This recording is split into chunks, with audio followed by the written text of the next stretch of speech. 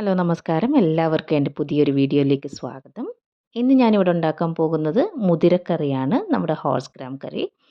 അതിന് വേണ്ടിയിട്ട് ഞാൻ കുറച്ച് ഹോഴ്സ് ഗ്രാം ഓവർനൈറ്റ് സോക്ക് ചെയ്തിട്ടുണ്ട്. അത് ഞാനിപ്പോൾ ഒരു കുക്കറിലേക്ക് മാറ്റിയിട്ടുണ്ട്. അതിലേക്ക് കുറച്ച് ഉപ്പും ഇത്തിരി മഞ്ഞൾപ്പൊടിയും പിന്നെ ഇച്ചിരി വെള്ളവും കൂടെ ഒഴിച്ച് നമുക്കൊരു 4 വിസിൽ വരുന്നവരെ കുക്ക് ചെയ്തെടുക്കാം.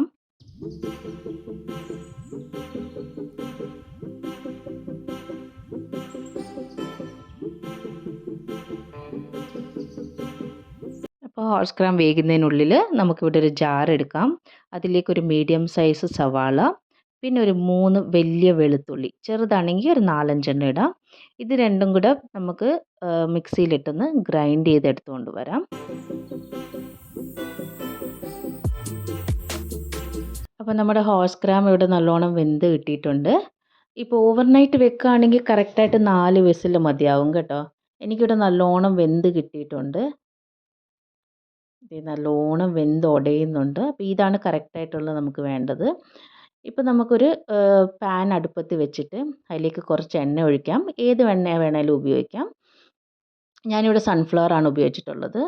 അതിലേക്ക് കുറച്ച് കടുക്, പിന്നെ ഒരു 2 വറ്റൽമുളക്. അതിന് ശേഷം നമ്മൾ ബാക്കി വെച്ചിരുന്നില്ലേ 2 വെളുത്തുള്ളി, അതൊന്ന് ചതച്ചിടാം.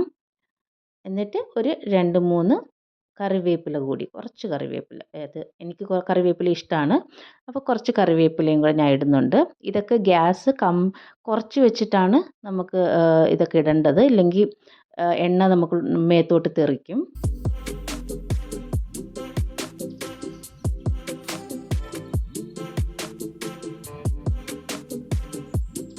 ഇതിലേക്ക് ഒരു 1/4 സ്പൂൺ ജീരകം, പിന്നെ ഞാൻ കുറച്ച് ഒരു ബ്ലാക്ക് ജീരകം കൂടി ഇടുന്നുണ്ട്, ഒരു 1/4 സ്പൂണ്. ഇത് ഓപ്ഷണലാണ്, വേണ്ടവർക്ക് ഇട്ടാൽ മതി. എനിക്കിത് ഇഷ്ടമാണ്. അപ്പോൾ അതൊന്ന് നല്ലോണം ഒന്ന് ഇളക്കി കൊടുക്കുക.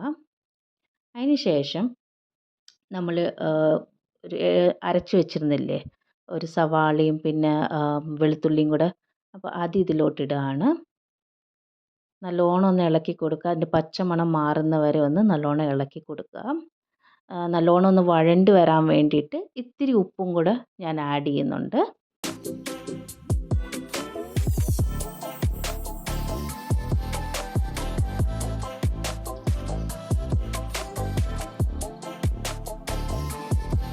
ഇപ്പം ഞാനാണെങ്കിൽ ഒരു ചെറിയ 2 തക്കാളി കൊച്ചായിട്ട് കട്ട് ചെയ്തിട്ട് ഇതിലോട്ട് ഇടുന്നുണ്ട്.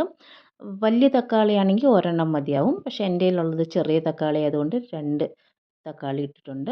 എന്നിട്ട് അതിലേക്ക് കുറച്ച് കായപ്പൊടി, ഹിങ്ങില്ലേ, അത് ഇത്തിരി ഇട്ടാൽ മതി, ഒത്തിരി ഇടേണ്ട, കഴിക്കും. അപ്പോൾ അതും കൂടി ഇട്ടിട്ടുണ്ട്. അപ്പോൾ നമ്മുടെ ഈ മുതിരക്കറിയിൽ എല്ലാ മസാലയും ഇടുന്നുണ്ട്, പക്ഷേ എല്ലാം ഒരു മൈൽഡ് ഫ്ലേവറായിട്ടാണ് ഇടുന്നത്. എന്താ വെച്ചാൽ നമുക്ക് ഈ ഈ മുതിര വന്നിട്ട് ഭയങ്കര ഹീറ്റല്ലേ, അപ്പോൾ അതിൻ്റെ കൂടെ ഒത്തിരി മസാലയും കൂടെ ആവശ്യമില്ല. അപ്പോൾ അതുകൊണ്ടാണ് എല്ലാ മസാലയും ഇടും, പക്ഷേ എല്ലാം മൈൽഡായിട്ടും ഇടുന്നുണ്ട്. അപ്പോൾ നല്ലോണം ഒന്ന് ഇളക്കി കൊടുക്കുക. കുറച്ചൊരു 2 മിനിറ്റ് നമുക്ക് വേണമെങ്കിൽ ചെറിയ തീയിൽ അടച്ച് വെച്ചിട്ട് ഈ തക്കാളിയൊക്കെ ഒന്ന് നല്ലോണം വേവിക്കാം. വെന്തതിന് ശേഷം ഒന്ന് ഉടച്ച് കൊടുത്തിട്ട് ഒരു ടീസ്പൂൺ മുളക് പൊടി, പിന്നെ 2 ടീസ്പൂൺ മല്ലിപ്പൊടി, ഇതും കൂടി ഇട്ടിട്ട് നല്ലോണം ഇളക്കി കൊടുക്കുക. ആ മസാലയുടെ പച്ചമണമൊക്കെ ഒന്ന് മാറുന്ന വരെ ഒന്ന് നല്ലോണം ഇളക്കി കൊടുക്കുക. മസാലയുടെ പച്ചമണമൊക്കെ മാറിയതിന് ശേഷം നമ്മൾ വേവിച്ച് വെച്ചില്ലേ മുതിര, ഹോഴ്സ് ഗ്രാം, അപ്പോൾ ആ വെള്ളത്തോട് കൂടി തന്നെ ആ മസാലയിലോട്ട് ഇതിട്ടിട്ട് നല്ലോണം ഒന്ന് ഇളക്കി കൊടുത്ത് യോജിപ്പിക്കുക.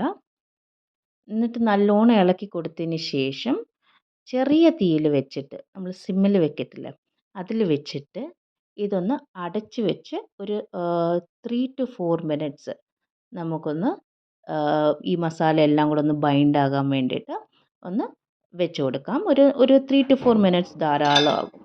അപ്പോൾ അതുവരെ ഒന്ന് വെയിറ്റ് ചെയ്യാം.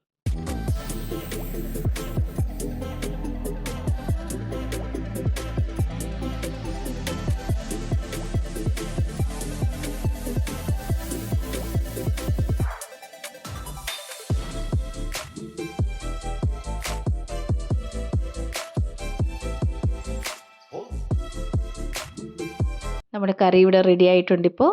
ഇതിലേക്ക് കുറച്ച് മല്ലിയില തൂവി നമുക്ക് ഗ്യാസ് ഓഫ് ചെയ്ത് അടച്ച് വെക്കാം ഒരു 5 മിനിറ്റ്. അതിന് ശേഷം നമുക്ക് ഏതിൻ്റെ കൂടെ വേണമെങ്കിലും ലൈക്ക് റൈസ് ആണെങ്കിലും ഇല്ലെങ്കിൽ ടിഫിൻ ആണെങ്കിലും പുട്ടിൻ്റെ കൂടെ ഒക്കെ അടിപൊളിയായിരിക്കും കേട്ടോ. നമ്മൾ പയറൊക്കെ ഉപയോഗിക്കില്ലേ, അതേപോലെ നല്ല രസമായിരിക്കും. എല്ലാവരും ഒന്ന് ട്രൈ ചെയ്യുക, അഭിപ്രായം അറിയിക്കുക. മൈൽഡായിട്ട് കുഞ്ഞുങ്ങൾക്ക് കൂടി കൊടുക്കാൻ പറ്റും. അപ്പോൾ അടുത്ത വീഡിയോയിലൂടെ കാണാം.